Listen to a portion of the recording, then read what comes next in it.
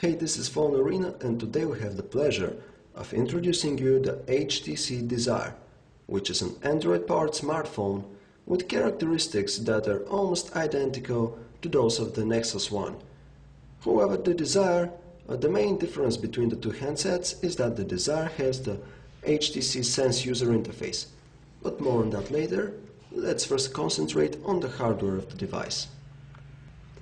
We immediately noticed that this metal frame here around the display stays only on the front and does not go all the way through the back here like on the Nexus One and the HTC Legend. So here on the Desire we do not have this one-piece aluminium thing. On the overall, the Desire feels quite heavy and large, which is of course mainly due to the 3.7-inch touch-sensitive screen with resolution of 480 by 800 pixels, which manages of course to deliver great image quality, especially having in mind that it is AMOLED, which allows colors to be really saturated. The screen of course is capacitive and it supports multi-touch, so using it is very pleasant. Below the display we have these hardware keys, which are mandatory at this point for Android. We have the home key, menu key, back and search, and you also have this trackpad, which you will probably never use. So as a whole, the Desire is very well made, very solid, and it definitely leaves you an impression that you're dealing with high-tech gadgets here and not just an ordinary cell phone. And here we are with the interface of the HTC Desire. This is simply the Sense user interface on top of Android 2.1. Basically the idea behind Sense is that you have these 7 home screen pages on which you can deploy your widgets, shortcuts and directories.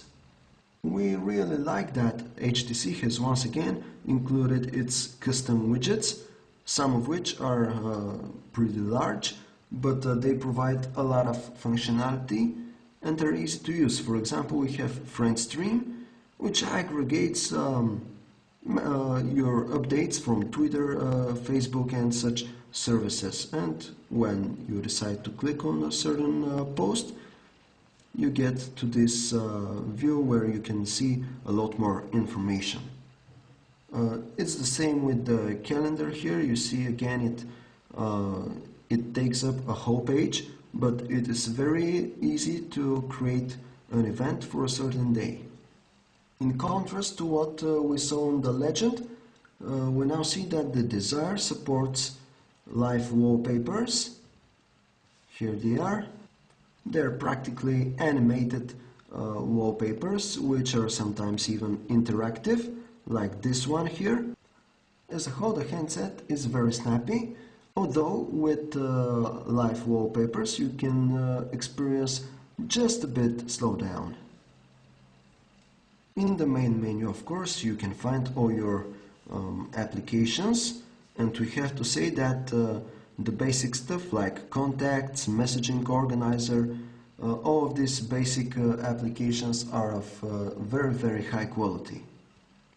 We'll now take a look at the on-screen keyboards, which we can assure you are very easy to use on this large 3.7-inch screen. Here in portrait mode we have this full QWERTY keyboard, but you can also change this to a standard phone keypad or a compact QWERTY like in a BlackBerry Pearl. And here is the full landscape QWERTY keyboard, which has these really large keys.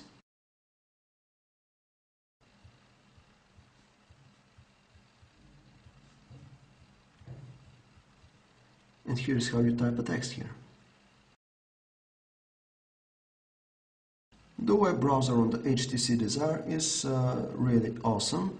It has limited flash support, which will display most of the flash elements, and will even play videos on certain sites, while on others it won't with this version of flash.